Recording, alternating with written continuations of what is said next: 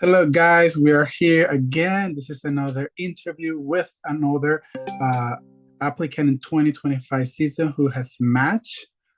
First of all, congratulations, Dr. Nicole Nasti, in matching in this year. This is a great news for us. And Match a Resident is always happy to hear that another IMG has matched this year, especially because we are every year increasing the amount of IMGs entry into our hospitals here in America. So very happy. Me myself, I'm Dr. Jesus Guaracuco. I'm a PY3 general surgery at Larkin Community Hospital in Miami.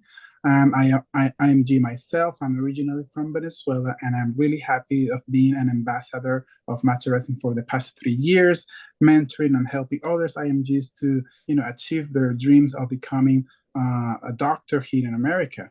But I don't want to talk about me because you know who I am, guys. I want you to listen the interesting and very nice story of Nicole Nasti, how she made it, how she just matched recently in March in pediatrics. So, Nicole, I don't want to spend more time about me. This is all about you. Congratulations, and tell us a little bit more about yourself. Thank you so much. Hi, everybody. My name is Nicole Nasti. Yes, it is pronounced like that. And yes, you are encouraged to laugh. I have grown up with lots of people laughing at my name, but I've really grown to love it. Yeah, so as Dr. Jesus mentioned, I am Nicole. I am from New York originally, but I went to St. George's University in Grenada, and that is where I will be graduating from this June. And yes, I'm very excited. And I matched into pediatrics, which was my goal since the beginning of medical school. And I also matched at my top choice hospital, which was very, very exciting. Has been a goal of mine for a very long time to work at this hospital. So I'm really excited that it all worked out. And I'm really excited to share my journey with you guys. That's amazing. Which hospital is it? Westchester Medical Center, Maria Ferrari Children's Hospital, which is located in Valhalla, New York, which is just a quick 10-minute drive from where I live right now. That's amazing. You're staying local then. Yes. So for those who don't know, you are a US IMG. Yes, A lot that's of true. people, yeah, a lot of people, especially those that are starting, maybe for the non-US IMGs, kind of they don't understand that you, even though you are American, you are treated as an IMG because your school is out of states, correct?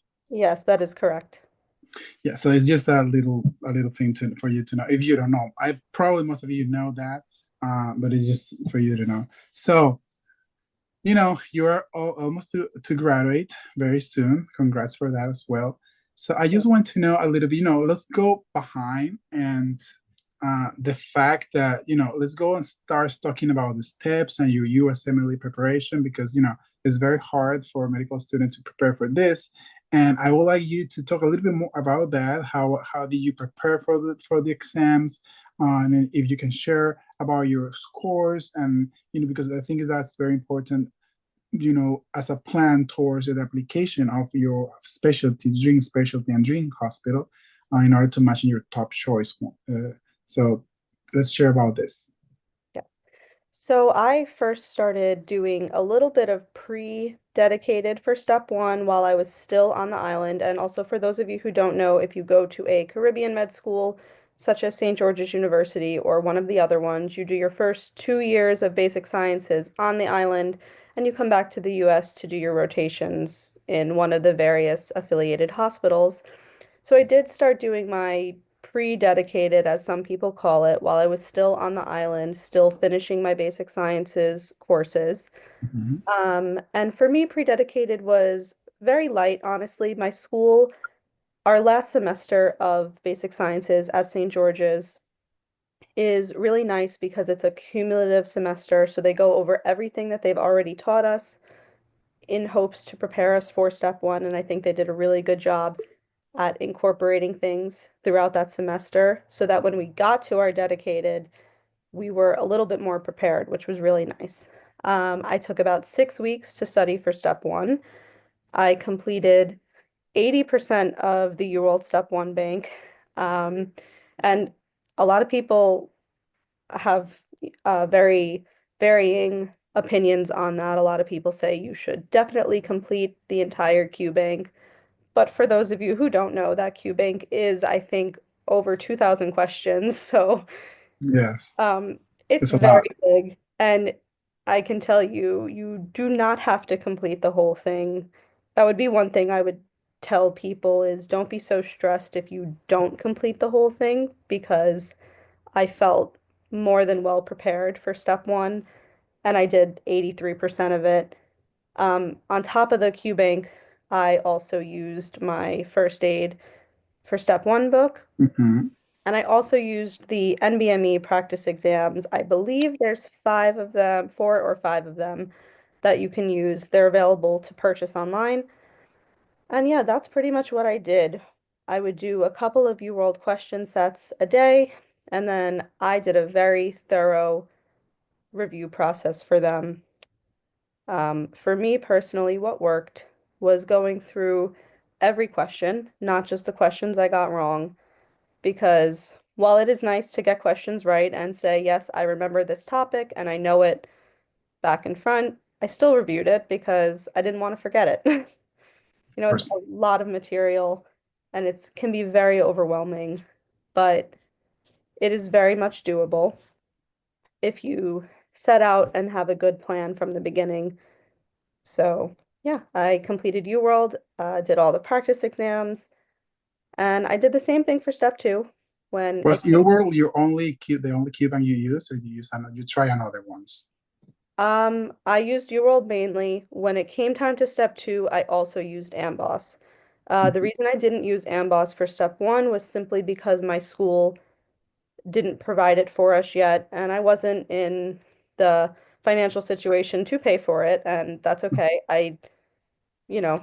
It just is what it is. It would have been Yeah. nice to have it because I really did enjoy it for step two, but it was nice to not have to pay for it. My school, worked out a deal with them and it became part of our tuition to get access to the Amboss Q Bank. I still used UWorld more, but Amboss was a nice supplement towards the end. What about, I think there's a resource that I didn't use. I don't know if it's because I'm from a different generation, I'm a little bit older than you. But I think from the past 5 years, a lot of people is using Anki. Were you use that? Were you using this resource? I I used Anki in basic sciences for a couple of semesters, but I did not use it for step one prep. Anki is you are either very pro Anki or you are very anti Mhm. Anki. Yeah. And you really can't be both because some people learn better with it, some people don't. Um, for me personally, when I did use Anki, they had to be cards that I made myself. And that's a very time-consuming process. If anybody out there does make their own Anki cards, you do know that it's a process to have to do it. I actually think they do have an AI add-on now where you can put your note, like upload your notes into the add-on, and it will make Anki cards for you. I Yes. didn't exist when I used it. Would have been great because that is how I made Yeah. the Now card. people But study with the ChatGPT on the phone. yeah, it's crazy. I wish I was just a little bit behind the boat Yeah. on those things. So. Yeah. Yeah, I didn't use So Anki for my step prep, but it is a great resource if you like spaced repetition. okay, so I think it was a difference for you between step one, step two, and in the matter of planning, having a study habits. Do you spend more time, less time? Do you do more question, less question? How was your how different was? Do you have more pressure because step two is with score and the other is just pass and fail? How was it the change in between those two for you? Yes, so that is something I forgot to mention earlier. For me, step one was pass fail. And yeah, that was in the beginning when they first announced that step one was becoming pass fail, everyone was really excited because it did give Hmm. IMGs, I think, a chance to, you know, step one is a burden for a lot of IMGs, as is step two, but particularly step one, because if you don't pass step one, then it just kind of delays your whole timeline. And so I think like making it pass fail kind of lessened the burden on IMGs. But then when it came time to step two, I was, oh my gosh, like this score is the one that matters now because I don't have a step one score. So I was a little nervous. Um, but I actually spent less time studying for step two. And the reason Yeah. that I did that, um, was mostly because of how my clinical rotations lined up, how my schedule was set up, which unfortunately that is set up by your school, or at least it is at SGU. Hmm. So I had no say in how they lined up and how much time I was going to have between the end of my last core and when I needed to start my elective rotations by. So I had 4 weeks, roughly, give or take, to study for step two, which was 2 weeks less than I had for step one. But I did know that going in. So when I started my third year rotations, I had already received my entire schedule, which is a nice thing that this my school did. Like you know where you're going to be the whole year. Yeah. And so I knew from the beginning, okay, I'm only going to have 4 weeks to study. So I made sure that I was studying for my shelf exams as if they were step two Step two. prep. And that I will be honest, it is very difficult. It is very exhausting to come home from an entire day of rotations and think, oh, I have to do 2 blocks of UWorld, I have to do 3 blocks of UWorld, whatever it is. Hmm. But I think that it very much made my step two score as high as it was because I really prepared for the shelf exams as if they weren't just a test that I had to just pass to move on to the next rotation. I Hmm. treated them as important as step two. And that way, when I got to my dedicated, there was a lot of stuff that I already remembered. I didn't have to do much content review. And I think that really helped me. I scored above a 260 on step two, which was, Wow, that's great. it was amazing. I was very excited, but is part of that might be because I'm a good test taker, but I do believe part of that was because I prepared for my shelf exams very, very in depth. And then when it came time to my very crunched, dedicated for step two, I was able to pull it through. But I don't want to make it seem like everyone's going to have that amount of time for step two. Um, it is definitely a test you should not take unless you are fully ready. I felt Okay. I felt fully ready to take it based on my practice NBMEs, but I will say that due to its importance, the score being a very big factor now that step one is just pass fail. Hmm. If you're not ready for it, it is okay. You can push it back, and it may seem like at the time that it's the end of the world, that you have to push back your timeline, but I promise, promise, promise, it is so much better to pass it the first time around, to Yes. make sure that your score is where you want it to be or in a good range for the specialty that you want. And don't beat yourself up if it is pushing your timeline back a couple of weeks or even a couple of months, or even if it pushes it back that you can't apply to match in the year that you wanted. It will be okay. You're still going to be a doctor, and it's very much worth it to make sure that that score is passing the first time around. Great. So, I'm going to shift the interview a little bit because it's interesting that, I've interviewed many applicants and people who have matched, and most of them has had scores that are average, some below average, some a little bit above average, but I would say your score is an outlier. You are very well above. Okay. So it is interesting. I want to ask some questions related to that because I think there's always a big pressures on those persons that score very high when you go, for example, for an interview. And of course, having a great score like yours is very important because it opens doors. It will that scores probably give you a lot of interviews. And but they sometimes the programs because I'm interviewing in my program as well. Sometimes we believe, oh, this person is going to be a weird person, is it going to be like a very good, like we want to know who's this person, why he scores so high, if it's just a normal human being kind of thing. So I want to know how many interviews you got, and if you had that feeling of like these people is why do they expect something different from me? I'm just a normal person, you know? So, yeah, I got 14 interviews, which I was really, really happy about. I thought that was a great number. I was very blessed Yes. to have as many as I did. And, funny enough, I thought more people would question me or say, how did you do that? But I actually only had one interview mention it. And so I guess that was nice because I don't think I really would have had an answer for them, like how you did that. Like, are you a robot? Like, I guess. I don't know. Um, yeah, I only had one place ask me about it. But something interesting that I thought about my score, um, again, not that I'm very thrilled that I got the score that I got, and it did afford me the opportunity to match at my top choice.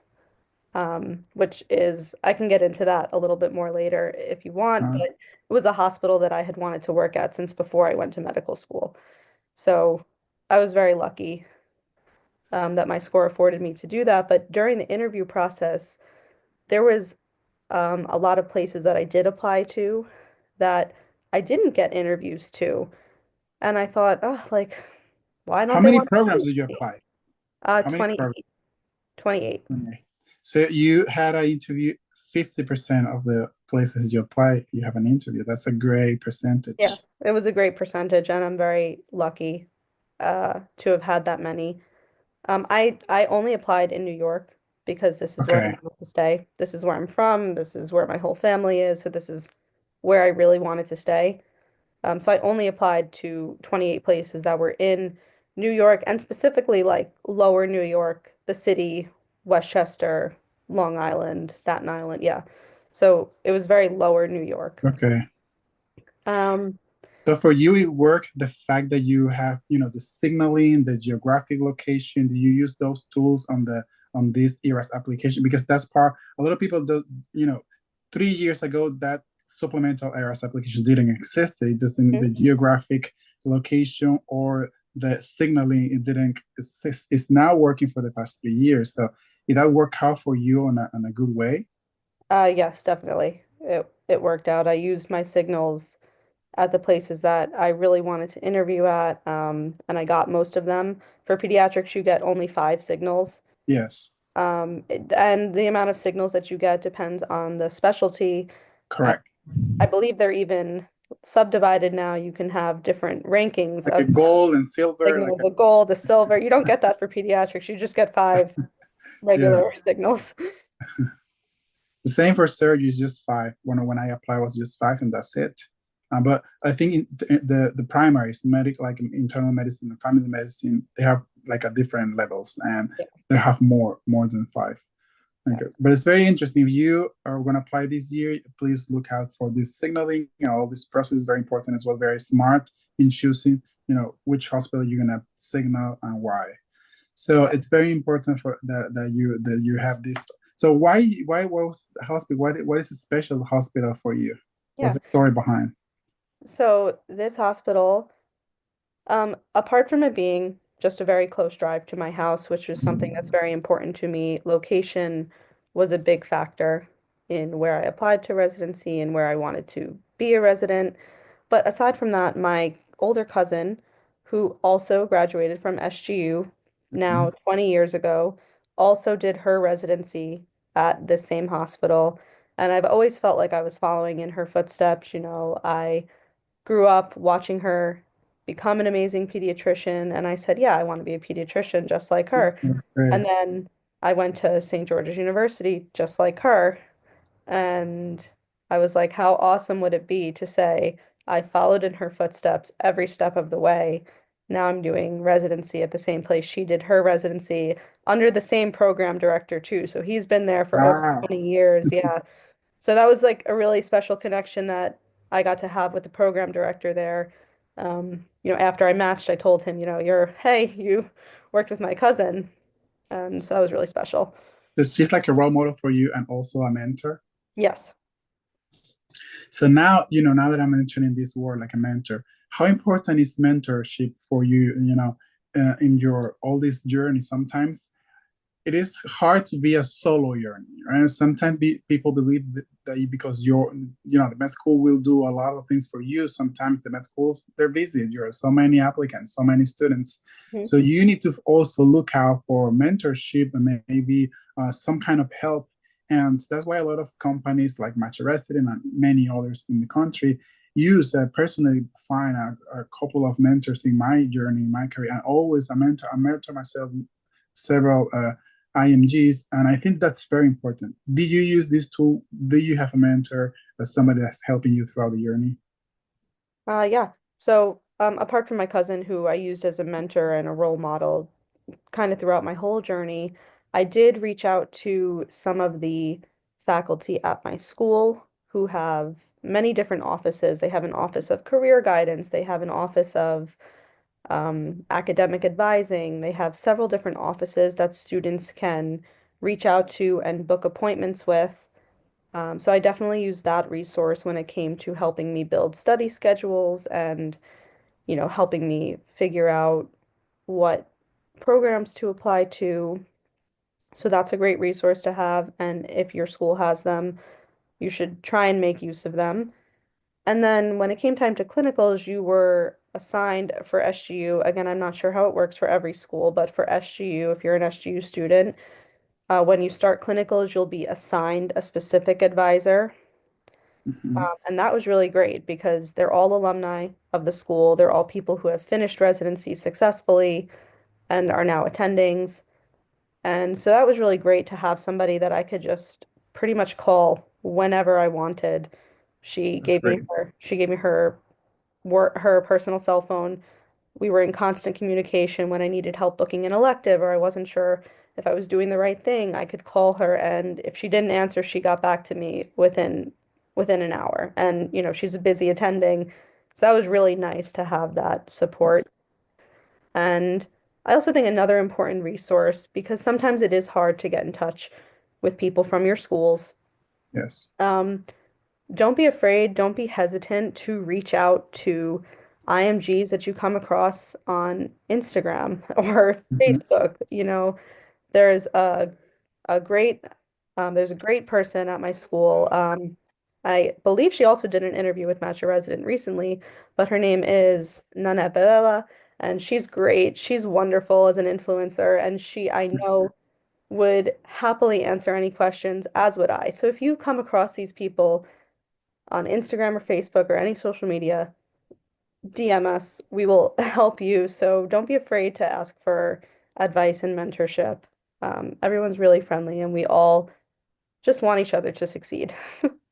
Exactly. It's nice for you to say that because the person that I interviewed before you, she's from Dominican Republic. She was mentioning that she did reach out to two or three people, even in TikTok, Yeah, uh, yeah, IMGs, and they help her a lot. They help her to find rotations, places to go, and networking at the end of the day is key. As important as having a great score. I feel that networking, the fact that connecting with somebody that can help you through your journey is very, very important.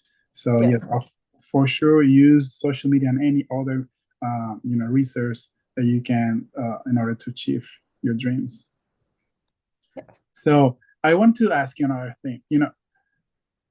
In your case, I think you already know what, because you wanted to stay local, you were sure about your specialty, you did your research about the programs, and but sometimes other people is a little bit more difficult because you have to select or choose and make use of a tool to kind of do a research from there's so many pediatrics program in Yeah. the nation, right? So, were do you use any tool like a master resident tool, for example, to see go through? Oh, I like this program. So, how did you choose the 28 that you picked? Why did you choose them? Do you have the specific things or variables that you really wanted to looking for? Let's say not only location, but let's say I wanted this rotation. I want somebody with this benefit. I want somebody with this whatever thing. So share a little bit more about that. Yes, absolutely. I used the Master Resident tool as well as Residency Explorer. Yes. I think it's Frida or Frida, yeah. yes. Yeah, so I use those two resources quite a bit, and those resources are great because you can go in and filter kind of exactly what you're looking for, and it'll, tailor the program. So if you say that you want a program that, has this benefit, then it'll show you those benefits. Or if you want look to do residency programs that are in New York, you can just filter it by what's in New York. Um, and so there's lots of different ways that you can filter them and kind of build what you're looking for.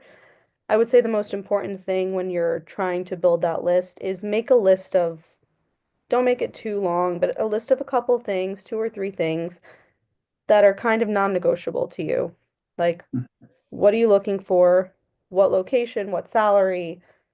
What rotations, etc. What's really important to you, and make that list and try and build your programs from there. Because again, if you look up how many pediatric programs there are, for residency, there's hundreds. You're not going to be able Yeah. to Okay. narrow it down. So you need something to narrow it down. And I think those resources are great. Another question that is about letter of recommendations. Were your letter of recommendation all pediatricians, or do you have like a little bit of everything? Mine, I had three from pediatricians and one from an internal medicine doctor. Perfect. Okay. Yeah. Yes, because I usually recommend, in general, if you're applying, if you're very focused on one specialty, you should have at least two out of three or out of four from that specialty, and then they can really highlight how good as an applicant you are for the specific uh, specialty. So I think it's a good strategy for you to have three out of four letters from pediatricians. Yeah. Yeah. Yeah.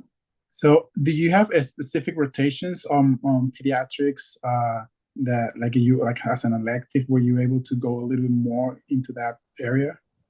Yes, I did lots of pediatric electives during this fourth year, which is coming to a close now. I'm done with my pediatric electives. I have to complete two medicine electives.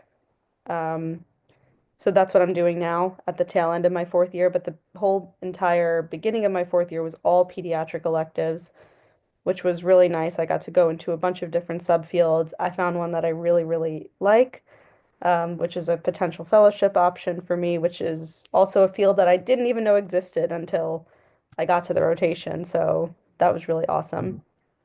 Um, but yeah, I was able to find a lot of pediatric electives. Um, did Perfect. Regarding the interview, when you got 14, so you're a master in interview now. You have to do so many. But tell me about the first one. How where, how do you prepare for the interview? Do you practice yourself? Do you record yourself? Do you use a mirror? Do you practice with a friend? What do you do? And how your confidence improve from one to another one, from the first one to the first 14th one. Um, I definitely practiced. I practiced with a friend. I practiced with my boyfriend. I practiced with anybody who would listen, pretty much. Um, and even still, I was very nervous for everyone. I don't think the nerves go away with time, but you do start to realize that the general questions get repeated and you can start building your answers, and then it becomes like a second nature, almost like you've rehearsed it, but it doesn't sound rehearsed because you're still nervous at the time, but Yeah. you just know what you're going to say. You kind of start to expect the questions that are coming. And so I think that's really what helped me get better with each one. But I will say I don't think my nerves ever went away. Do you remember which question did they like pretty much ask you every single time? Tell me about Besides, tell me yourself. about yourself. Why do you want to be a pediatrician? Um, that's always, they want to know why you want to be in that specialty.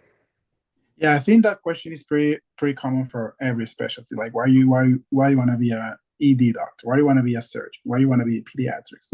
You have a story behind. I guess is you have to be prepared for that. I mean, you should know why. Yeah, I would hope so. There's something important to know, I guess. Okay, and other, because this is all, we're even though you are just finishing your match season, which is just already ended with the match day, we're pretty much month away from starting a new season, a new match season. People is freaking out what to do, all these things, and like a personal statement, letter of recommendation. There's a lot of things to do on the ERAS application itself. Uh, how long or how much time do you think that people should start preparing? How because this start about June that you can get the ERAS token, and July and August I think are the busiest months to Yeah. build that application. But did you prepare ahead? You waited for that? How was your preparation regarding the timeline? Um, yeah, I got my token in, I think June or July. I can't remember exactly now. I know it was less than a year ago, but it feels like it was forever ago. Um, yeah, so I got my token around June or July, and I started prepping right away, honestly. Um, I'm sorry, one second.